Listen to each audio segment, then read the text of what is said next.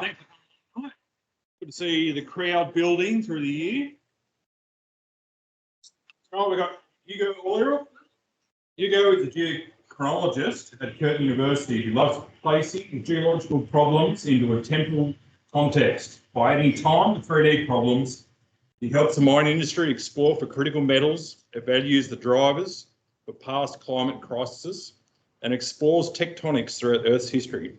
Hugo is also passionate about sharing his love for science with school-age students and the wider public. Thank you, Hugo. Yeah,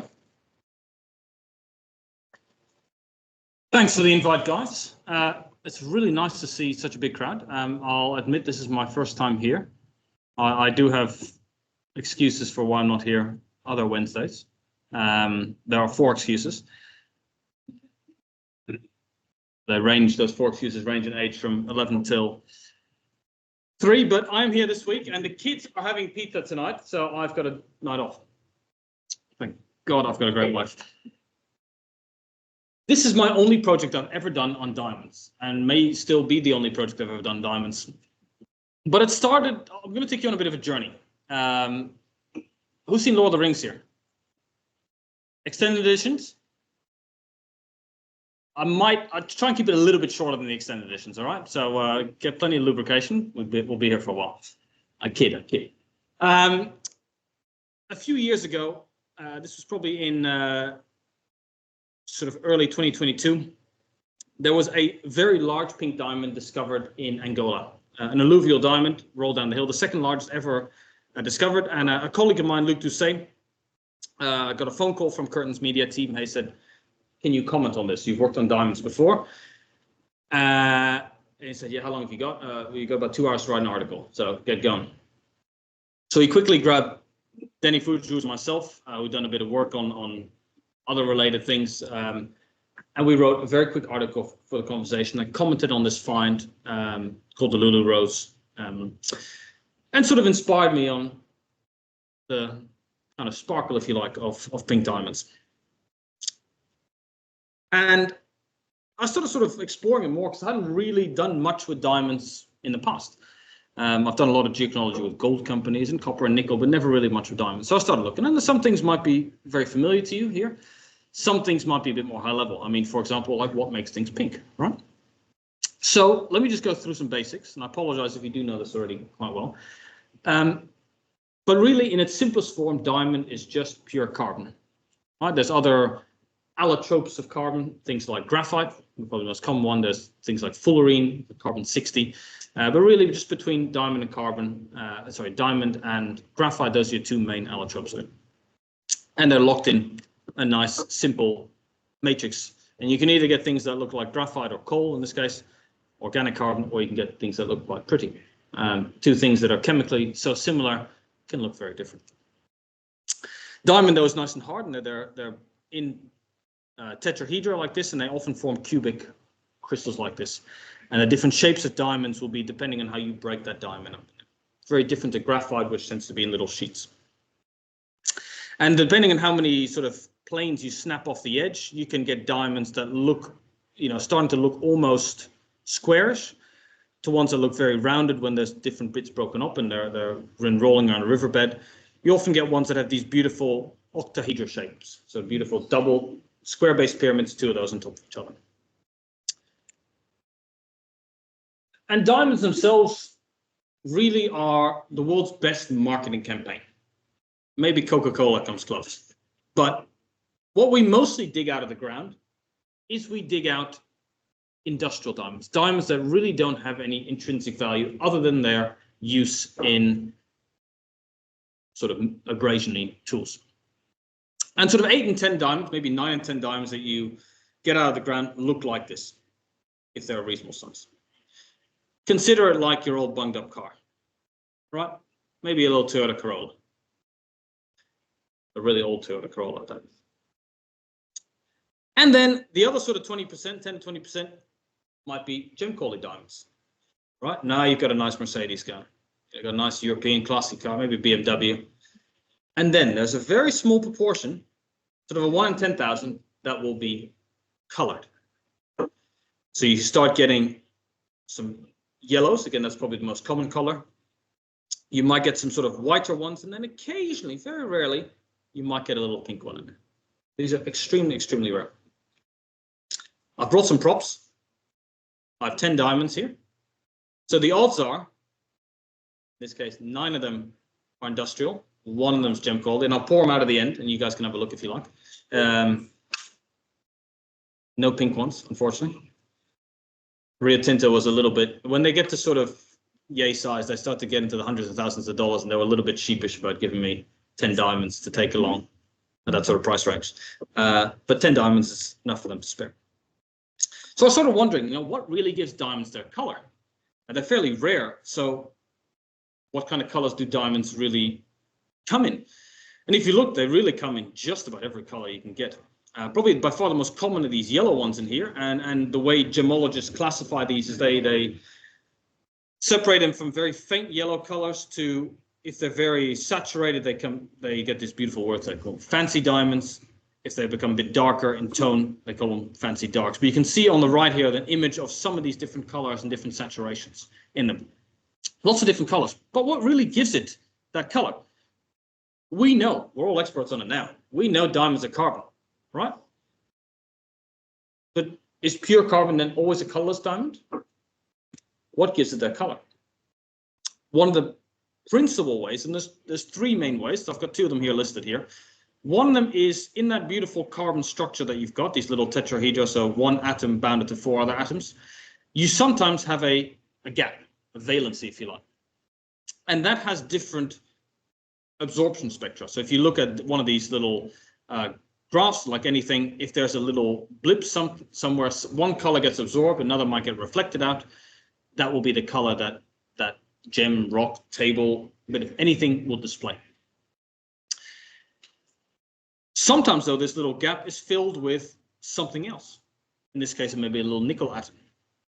And that has a nickel-related absorption that gives you this sort of yellowy green color. I mentioned before that by far the most common is a yellow diamond, and that's actually caused principally by nitrogen impurities. Now, if you remember your periodic table, you have carbon in the middle, you got nitrogen on one side. What's on the other side? Boron. And boron, much harder to substitute, much rarer to substitute, gives you blue diamonds. So think Blue Hope, everyone's seen Titanic. Sometimes you get some weird ones in there. So hydrogen actually gets in there pretty easily because it's so small, but nickel is quite a challenging one. It gets you some of the more greener looking diamonds. The other slightly different way in coloring diamonds is through irradiation. So you actually have radioactive bombardments of alpha particles that are being released from radioactive decay. And gemologists have actually exploited that natural radioactivity and turned it into a synthetic powerhouse. So they've actually got 3 diamonds here that are naturally mined, and they've irradiated them and turned them into these colors by natural irradiation and natural bombardment of them. So you can find them naturally, but you can certainly accentuate those colors through synthetic processes. What about pinks, reds, and browns and blacks? We saw a lot of different colors on that slide, couple of slides ago. They are, generally speaking, maybe browns and blacks aside, they're generally a function not of any impurities or any radiation damage. They're a function of deformation. They're broken diamonds. They've been hurt bad. I don't know what they've done to deserve it, but they've done something. Often, when you look closely at these pink diamonds, you notice there are planar features within them, linear features, planar features. And if you were to look at a pink diamond, most pink diamonds are not pink all the way throughout. They're only pink along certain planes. So if you were to turn that diamond 90 degrees, it'd be colorless. And so a gemologist is actually quite concerned with how they facet and how they cut it. And they generally want to make the plateau, the main thing you sort of look down when you look at a diamond ring, they want to make sure that that plane sits directly below them. I've also heard that Svetlana is going to give away her pink diamond ring at the end of the evening. So make friends.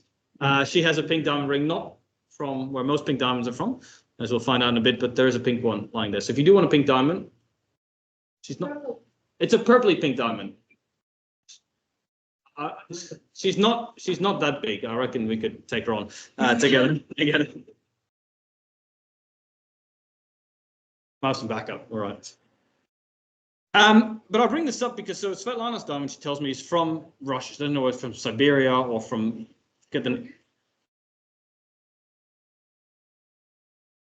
northwest part of Russia. You can say the name another 10 times and I still won't be able to pronounce it.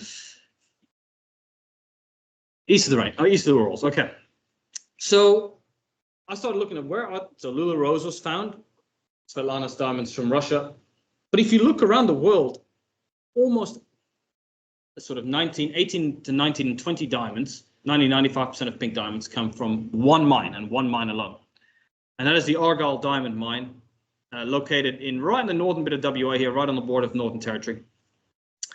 And they estimate, again, estimates vary because records are not super well kept, but they're sort of between 85, 90, 95% of all pink diamonds ever mined have originated from that mine. Rio Tinto sort of estimates that 1 in about 500-ish diamonds that they find are pink. That's 0.2%. My math is right. The next sort of best mine is 1 in 10,000. So even though it doesn't seem like much, comparatively, it's quite a lot of these pink diamonds. It's closed due to stories I will not tell here because we'll be here forever. It closed a couple of years ago. And I guess the big question is there another trove of these pink diamonds found? Can we find a new supply? And I guess the answer then, maybe to start looking, is buried. I've seen shaking of heads. I think we're probably right, but might be buried with Argyle. So we thought, like, if you're going to go anywhere, let's go to the source of the main diamonds to see if we can explore this. So a couple of months after this Lula Rose article was written, a principal geologist from Rio Tinto, Murray Rayner, that's him here standing at the front of the class, actually came to a colleague of ours, Denny Fujirus, and said, hey, look, Argyle's closed. I want to preserve this legacy. Can I teach into your ore deposits unit? And Denny said, yeah, great. A week and a half to teach? Bring it on. Come on in. So Murray brought all these rocks from Argyle, a whole series of diamonds. He's got a little tub, if you like, of 1,000 diamonds, and there is 2 little pink ones in there because they did me smiling, and a whole bunch of other diamonds and other diamond-related rocks from around the world. And he sort of had just a showcase, a class really on diamonds and how they form on there. But as part of that, I sort of said, hey, Murray, can we have some of these rocks? We've been thinking about different things, about what the age of Argyle is, what the process of forming pink diamonds. Can we start working on these? And he goes, yeah, go nuts. He also said, do you mind if we give some rocks to UWA? I said, well, I'm not going to say no. It's another different story, but there was some slight angst with, would UWA beat us to the pip to try and get this done first?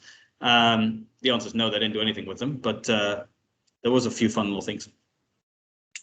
So I'll just go through just a few little basics about what Murray taught me, really, is where it is. So Argyle's sitting here right on the eastern side of what's known as the Halls Creek origin. So it's sitting on the northern side of this, on the eastern side of the Kimberley Craton. So we're sitting here in northern Australia at the edge of this North Australian Craton. So a really old, stable body of rock. That sort of brown area in here.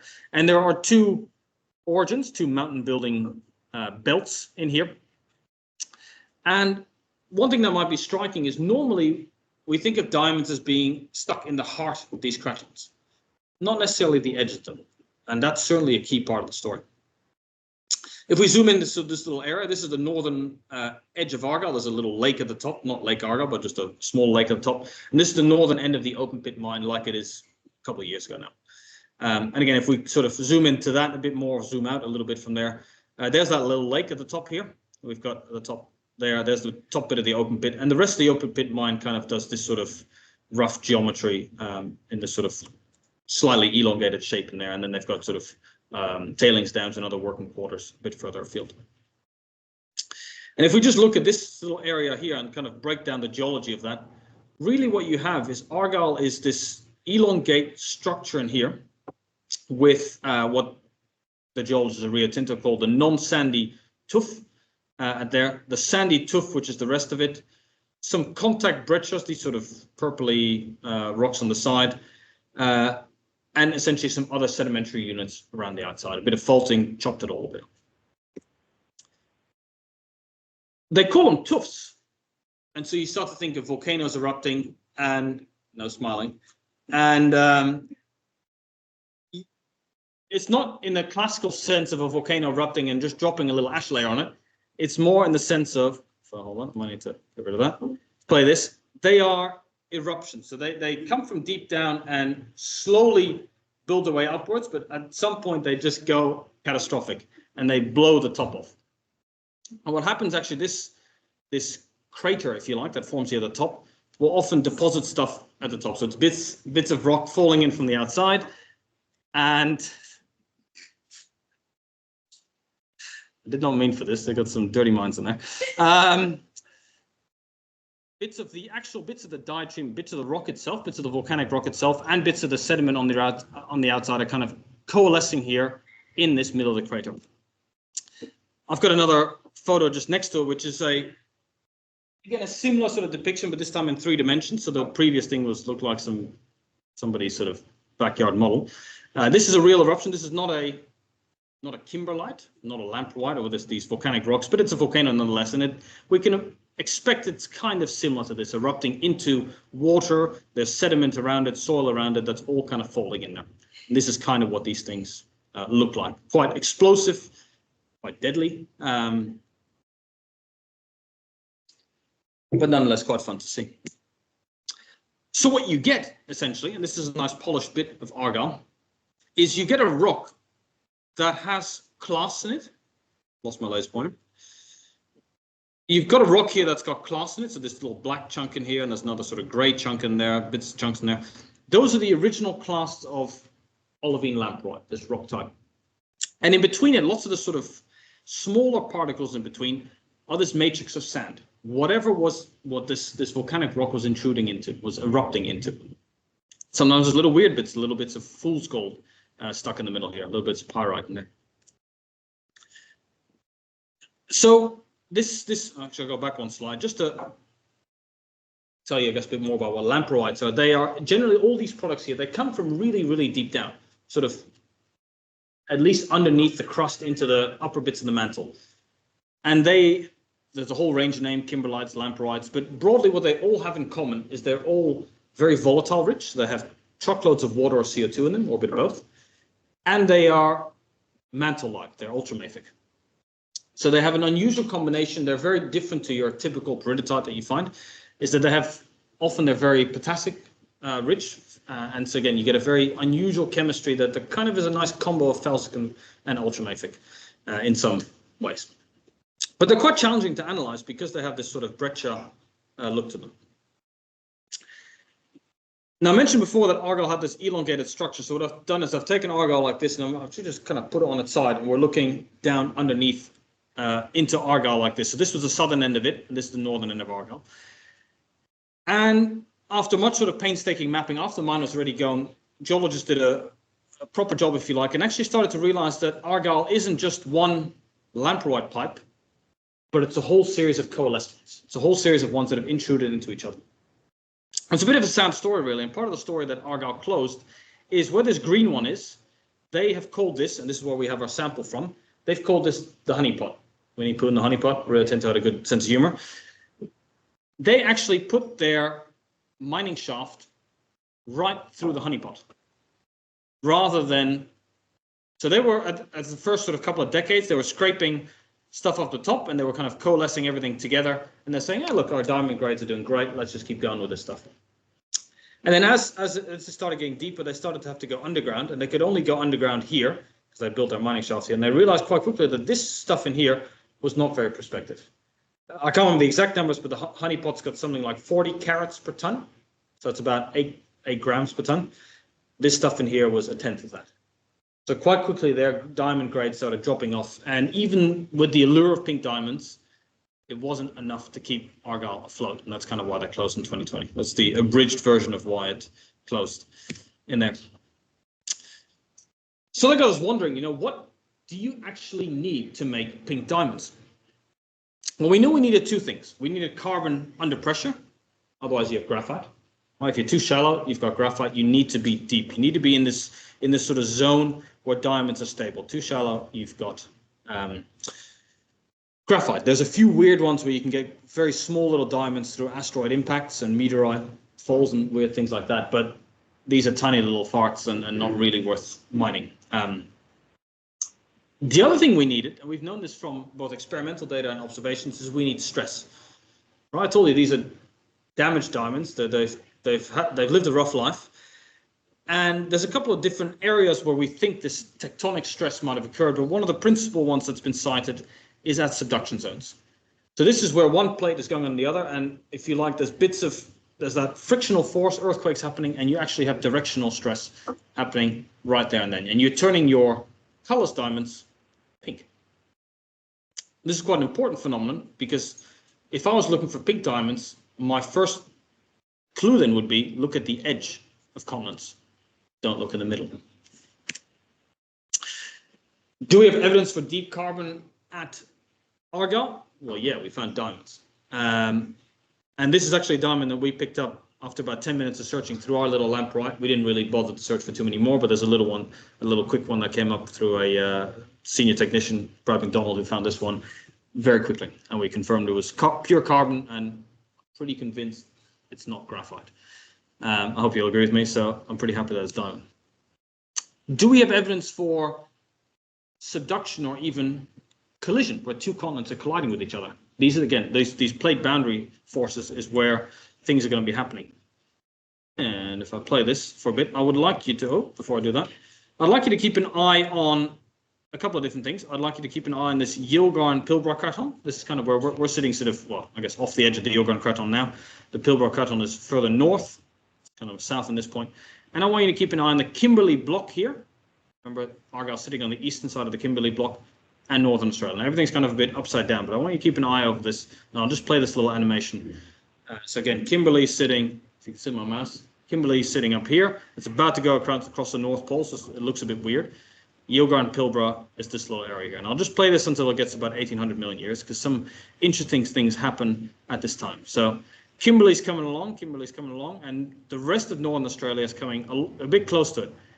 And sort of starting at about 1870 million years, these two have collided together. We missed the point where the Pilbara and the Yilgarn collided together. There we go. Kimberley is just about sutured here at Northern Australia. And then a little bit later, these two blocks start coming together. And if you believe the magic, they come together and boom, there we go. There's a few slight issues with the reconstruction, but it's hopefully you get the point that they do somehow magically come together. And those are those two big mountain building events that are sitting like a V at the bottom of the Kimberley block.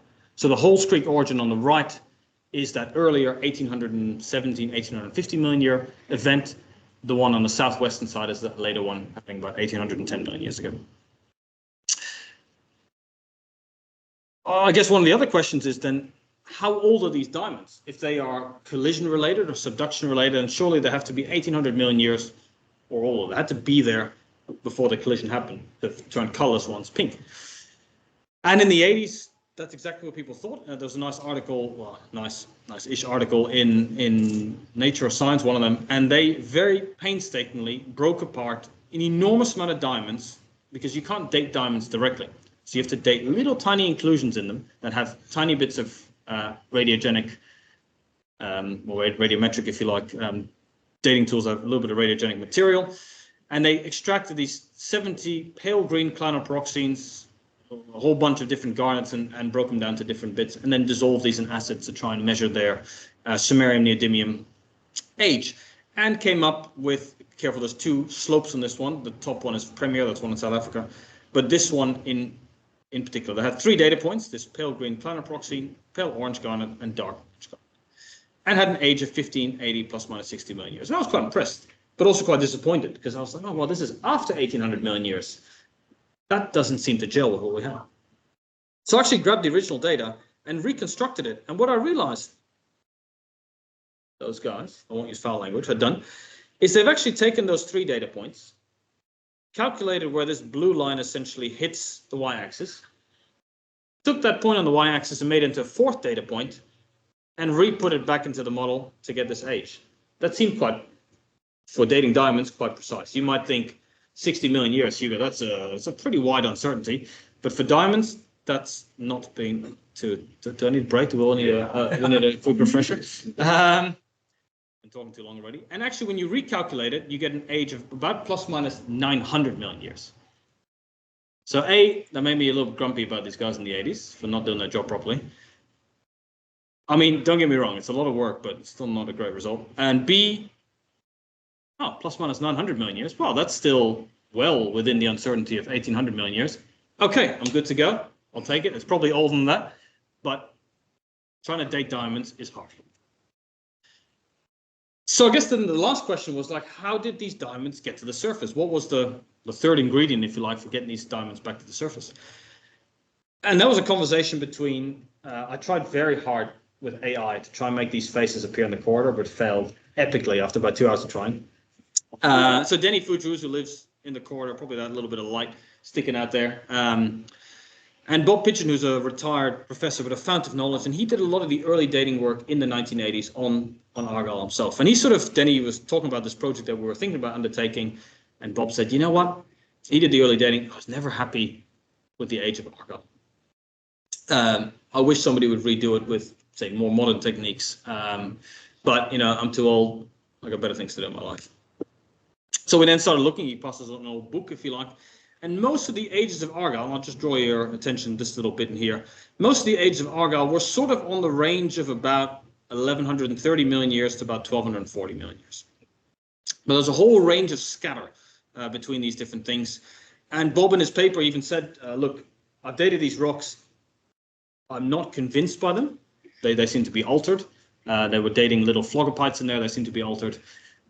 I think at best these ages that we're getting here are minimum ages. So they were recording the age of alteration, not the age of eruption. But as sometimes these things happen in science, the next bunch of authors come along, see a number and go, ooh, that's nice. I'll take that. And that is now gospel. That is the age of Argyle. So for a very long time, 1180 million years actually was the age that was propagated throughout the literature. So could we do better? And in this case, what could we date to try and get the right age? This is a thin section of the honeypot, this high-grade rock. And again, I'll just point your attention, these larger big clasts in here are the bits of lamproite itself, and then there's all this little small stuff in between. That's the matrix. And through technological innovations, one of the very nice things we could do is we can run this thin section through what Vicky's been fantastic at for the last couple of years, is through an automated mineral analysis tool called a TEMA. It looks a bit like that. In fact, there's Vicky right herself operating the machine, and stolen off the server. You gave away your rights of permission when you made yourself available to model. What you really get out of this is you get a map, and each of the different colors is a different mineral. And what this is particularly useful for is for telling you the proportion of different minerals and for finding those little narky little accessory minerals that are normally really hard to find. Don't get me wrong, it does not replace good old-fashioned petrography. I mean, one of the things, for example, that this doesn't do is it doesn't pick up any grain boundaries. All that orange stuff, which is plagioclase in this case, is just thinking it's one big giant blob. It also doesn't really pick up alteration very well or solid solutions. So these things go hand in hand. But to try and find, for example, little bits of zircon in here, fantastic. Good luck going on the microscope and looking for the zircon. Here, I say, find me all the zircon, spit it out, and sort it by size. Boom. Done in an instant. Right, so a tool for the occasion. But if we take this map again and overlay our TEMA data, quite quickly you can see you've got quite a few different textures. Your original lamproite clasts are no longer olivine lamproite. They've actually turned to chlorite, a little bit of serpentine in there. There's also a lot of pinky quartz in here, a lot of carbonate, this blue calcite in here. There's also bits of titanite, which I'll go into a little bit later. And there's little tiny bits that even kind of less than 1% zircon and apatite in there. Now, remember I mentioned before that one of our co-authors was worried about UWA beating us to the pump. It took a little while to get this thin section made. So we sent the rock off to make a thin section. Then he said, we got to go. Like, let's get this rock crushed. Let's date what we can find. Let's just go for it. And we're pretty sure we're going to get, so we crushed the rock up. And sure enough, we find some zircon apatite. So we're like, yeah, let's date that, guys. Let's go for it. Forgot I had this slide. Just before I get to that, I'll just take just the previous little dating efforts that I did have. There wasn't much besides Bob Pigeon's work in the 80s directly in Argyle, but there was some stuff happening a little bit further afield. So this is Arthur Morey, I think, standing near some rocks just along the edge of this carboid basin where Argyle intruded. And he did some dating work, and if you haven't seen these plots before, these are uranium-lead Tara Wasserberg plots. essentially on the x-axis, you have one type of dating system. You're going from 206 or 238 uranium to 206 lead, so a parent to daughter product. And on the y-axis, you kind of had this modified product, but essentially you're going from 207 lead to being formed from 235 uranium. Bottom line is, if you have no idea how these plots work, you want to be sitting on this gray curve. It's where the two isotopic systems agree with each other. And quite quickly, what they realized, that a whole smear of different ages along there, which is what you'd expect for a sedimentary basin. There's a big fat cluster here at 1.8 billion years. And most of these zircon grains came from the collision, or the double collision, if you like, of the North Australian craton with the Kimberley block, and then the Kimberley North Australian craton combined with the Pilbara craton at the top. But there were a few younger ones. Oh. It's warning me. It's warning me. I'm not sure this is healthy living. It's good living nonetheless. But there were a few young ones, maybe as young as 1400 million years ago. And this is quite important because if these grains were inside that rock, then surely Argyle could be no older than 1400 million years. Right? You can't get a grain inside a rock that's younger, unless there's some contamination or weird things. But let's say it's real, it's got to be there. So Argyle should be no older than 1400 million years, and no younger than probably what Bob Pitchen was doing in sort of 1180, 1240, something like that. So we had a bracket, but it was a fairly wide bracket, a couple hundred million years. So we took that rock, not this one, the one that was not nicely polished, but nicely polished. We chopped it up into a few large-sized pieces, and we ran it through a tool essentially that sends lightning bolts into your sample. It's called a self-frag, and you put your samples inside this chamber, you stick a big rod, if you like, down it, or a little pointy bit down it, and you are sending 100, 200, 300,000 volts into your chamber. And it is really like lightning bolts going into it. What it does is it actually tries to break your rock up along the crystal boundaries rather than more the sort of traditional mechanical milling. And really the big difference here is all the grains are beautifully liberated from each other. So you have a zircon grain and a quartz grain and a plagioclase, all nicely separated. I was actually sent some samples recently from Adelaide that was still that old milling technique, and I was kind of refreshed by how nice this machine is for trying to break those crystals apart. And we then take it through two gravity sort of density separation techniques. One is if you like, a really fancy gold panning table, and then a series of heavy liquids that try to grab those heavy minerals that we're interested in to try and date. Then through a magnetic separation tool called a France magnetic separator. It's a bit like a little conveyor belt. It just separates non-magnetic from magnetic minerals. Now we pick some grains, zircon on this particular image, mount it up, polish it up, and analyze it in a whole variety of machines that we have. So that's what we did. We jumped the gun. Don't jump the gun. Wait for that thin section to come in, because we could have gotten there a lot smoother and not wasted so much time, but I'll show you the data we got that wasn't so useful first. So I think we dated apatite first. And again, these are these little Terra-Wasserwerk plots. And again, if you know nothing about these, you realize, well, Hugo, you told me before that we want dots to lie on this curve, and none of your dots lie on this curve. That's true because apatite actually has a little bit of lead inside the crystal when it first crystallized. Common lead, we'll call it. So you have to kind of come up with a bit of model. In this case, we came up with this sort of best fit line through these, remembering that these are sedimentary, so it's not exactly the perfect approach to do it. And we then took these circles and forced them onto this line at the bottom just by extrapolating them. Broadly, though, you've got a lot of grains, or almost every grain that is about 1830 million years. Again, it kind of makes sense with those orogenies that are happening in the area. We then analyzed zircon, and zircon again had this big spread like this. And we actually analyzed a truckload of zircon grains just to make sure we were getting enough of these young ones. And we found three grains, two good grains, that were 1310 million years old. And I was quite suspicious about it because I'm always suspicious about contamination and whatnot. So I went through the previous 20 samples that were analyzed in our labs, and I wanted to make sure that there was a very low chance that there were no 1310 million year old grains. And thank God they were all doing igneous rocks that were about 800 million years old just before it. So I was pretty convinced that this was just about impossible to get in there. There's always a chance, I can't rule that out, but I was pretty convinced that if the zircon's sitting in there 1310 million years, and I've got a reasonable idea for where it came from, geologically that is, then Argyle can be no older than 1310 million years old. And again, if we look at our sort of spectrum with what the GSWA had done before, it seems to fit, particularly the zircon, seems to fit relatively well, slightly different to what else was happening in the Carboy Basin. So, seemed to check out. But again, we've put an upper age limit on Argyle, but we haven't really got a lower age limit. And one of the things, again, just to make sure that everything's looking honky-dory, I looked at these three younger analyses that you can see here. If I go back a slide, actually, you can see that there's one little purple one that's sitting just here, a little bit further to the left on there. So there's the two blue ones and the purple one here. And what you'd expect to see with a laser ablation profiles, you expect to see these sort of nice patterns in here. You expect to see it peak, and as you start drilling a hole, you start to see these little curves start to go down. Each of these curves is a different isotope that we measure. And again, we expect them to see. So these two profiles here are looking pretty happy. When they start to go quite steeply down like this, that's when it starts to have some red flags.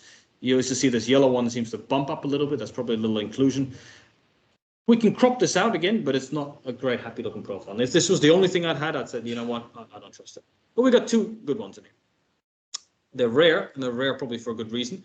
But I think they're there. I think they're there for real. And in fact, I think they come from, there's a whole bunch of intrusions that occur at about 1310 million years.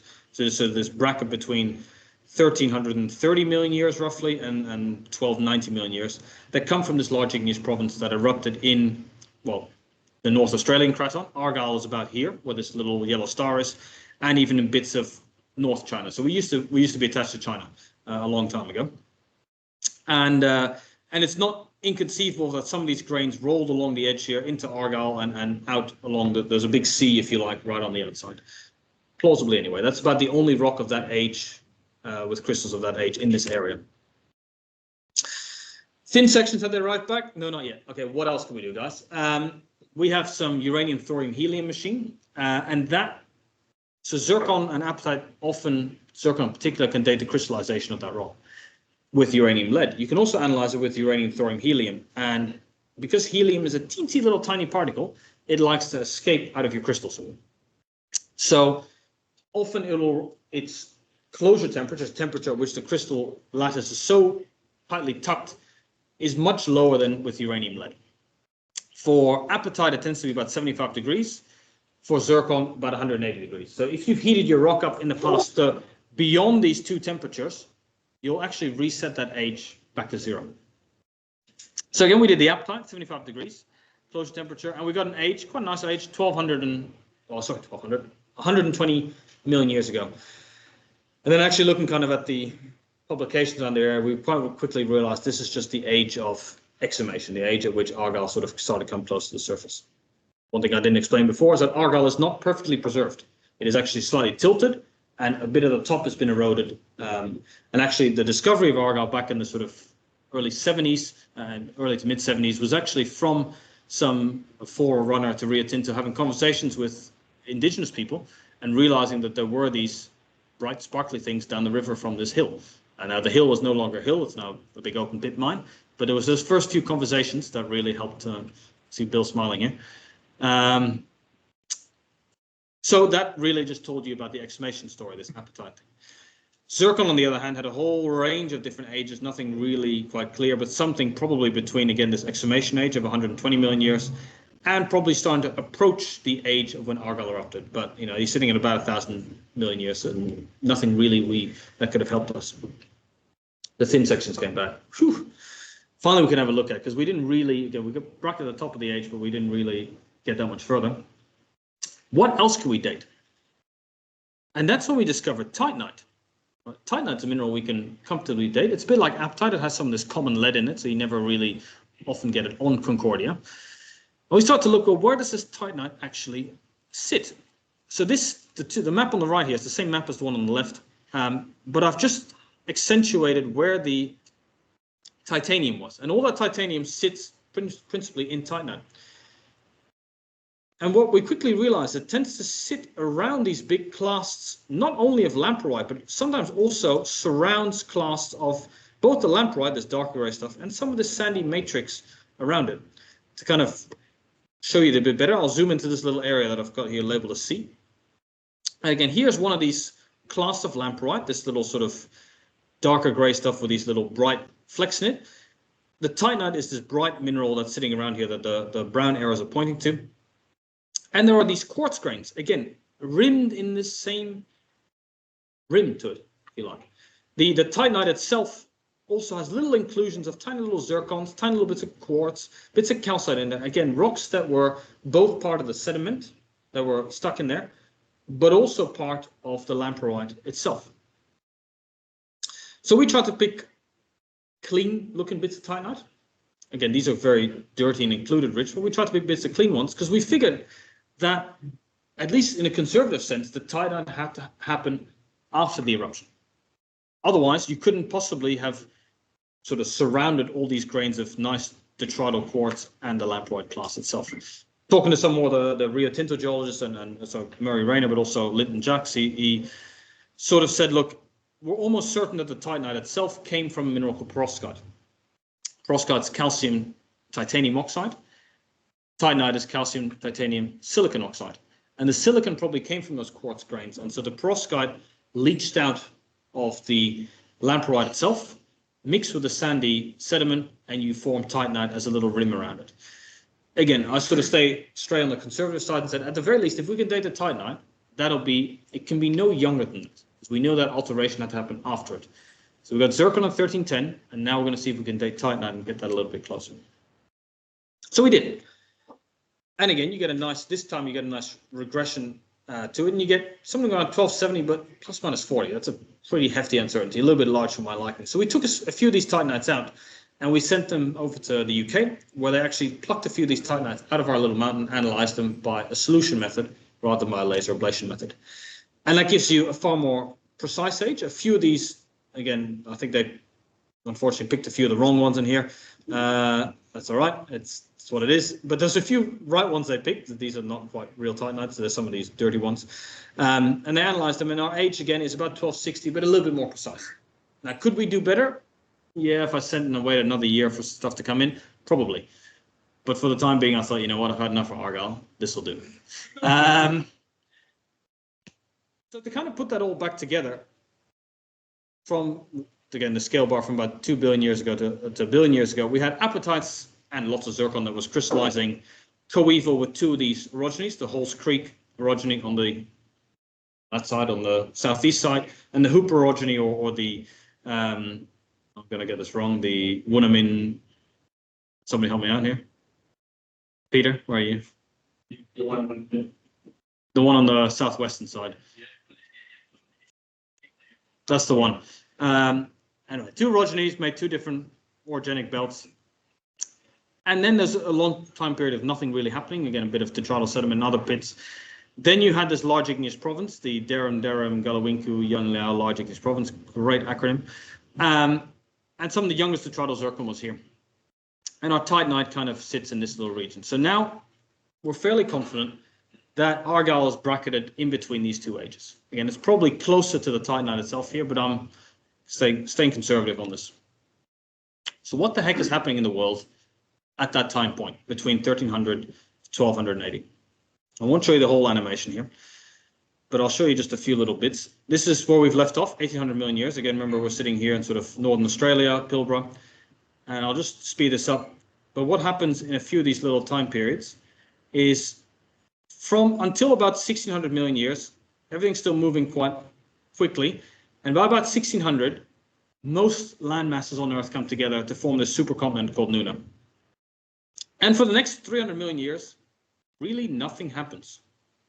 Everything's sitting happily, all still. It's reshuggling a little bit here and there, but nothing is really happening. And I'll play it from about here. And what I'd like you to see is that about 1300 million years ago, it all of a sudden starts breaking up. Now, Argyle, I'll just pause this briefly. Argyle is sitting, just lost where I am. I think it's sitting right here. Again, it's breaking up right along this time period. And what you know about these things breaking up is when you have breakup, you have to have extension.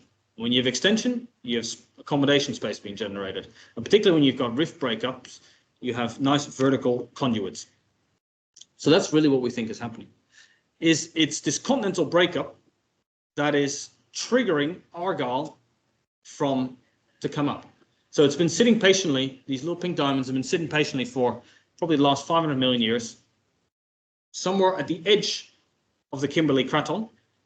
And while the actual breakup itself didn't rift Australia again back into multiple pieces, we just lost China. Say no more. It came up right where there's still extension happening along a zone of weakness.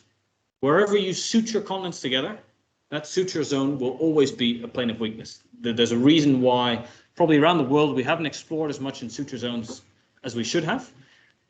It's because they're often very weak and they're covered now with most younger sedimentary basins. So everything tends to sit in the cover. Not everything, but as a whole, there are, I think, lots of new deposits still to be found on the suture zones. How am I doing for time, Vicky? Oh, I'm almost at the end. Apologies for keeping you so long. So my third ingredient then is what I'm going to call tectonic relaxation. Again, these diamonds have had a rough ride. They deserve a bit of a break time. Is you need some extension to bring these diamonds back to the Earth's surface. So we published an article all on it together, and it was a large team effort, and I'm grateful for everyone that was involved in that. And it was a fun ride. I really enjoyed it. And then last year, it went a bit nuts. I think this is about the best photo I could find of me, but we were the 2023 Curtin Media Story of the Year.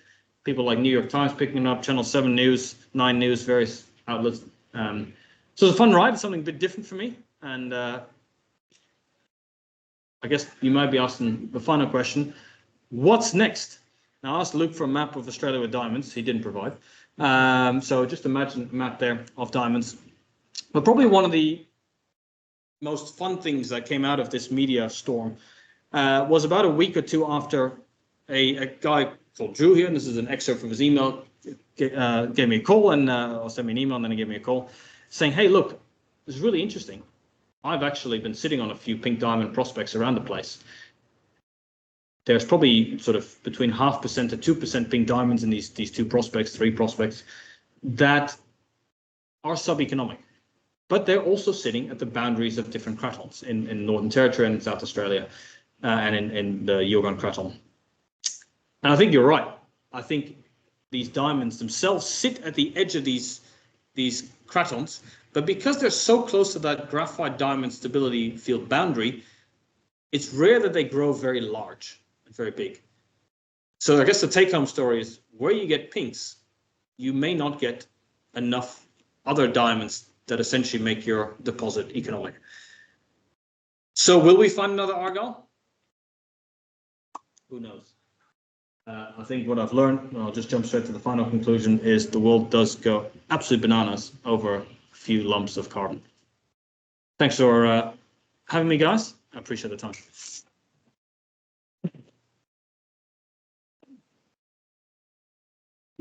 Hugo, any questions? Yes. Anna. Yes. You say that the pink color comes from deformation, and I presume compression of it. Correct. But the eruption of the diamond-bearing rocks is in extensionality. So do you reckon that the reason why they get the pink color is related to the The breakup one. like they'd have to have been formed and then undergone compression and then extension to be released onto the surface or of a crust. So maybe you said it, maybe I misunderstood, but is that the 18? Correct. It's those collision events that I think, but they would have been colorless probably, and then they turned pink 800 million years ago. And one thing I actually didn't bring up at all is most of Argyle's diamonds are brown. And when you take a colorless diamond and you strain it, you add that shear force into it, they turn light pink and then dark pink and then red briefly, and they go brown. Or as Rio Tinto likes to call it, champagne, cognac, and chocolate. but I think 80% of diamonds at Argyle are brown. There's a small amount of colors ones, some yellows in there too. But I think lots of these diamonds at Argyle have been pushed too far. They've been pushed too hard, and it's only a select few that have somehow been only pushed a small amount, whatever that looks like. So they need to be margin before supercontinental formation and then breakup as well. Correct. Before you can move this. Yeah, so it's a niche little process, and I think that's the reason why we haven't found another Argyle. Again, there are pink diamonds that occur in other little scenarios, and I don't know how they get into the very bases of thick cratons, but if they do, they are ultra rare. Again, 1 in 10,000 at best in different mines. Yeah, from an expression, we got worked it out for many years. So we got interested in more modern terms, but we knew about Titan 40 odd years ago. But there's been a lot of work recently with the sort of seismic topography and banding at 180 kilometers. That was the map I was supposed to have with a nice asthenosphere, lithosphere boundary. But yeah, so you feel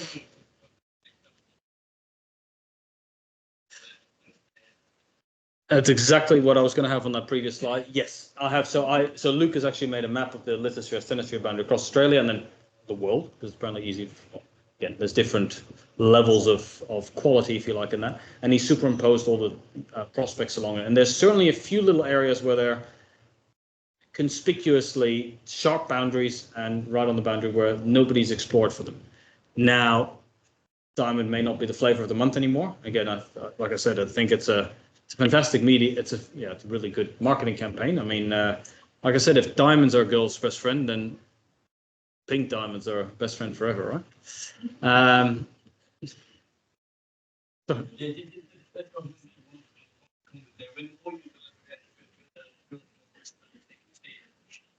If you have line the bridge picture, to make sure you give it a small bit. I think the next I'm total like accident. So keep it on these. Sitting in some core library somewhere. It probably is. I mean, and Sitting in some core library somewhere. I was chatting with WA1 and Encounter Resources recently where they found carbonatites. And again, when the first hole that came up, they're like, what is this stuff? And I think that's going to be the same sort of thing as this. Drill a hole into some sort of, magnetic anomaly or something like that and go, this is what we're expecting.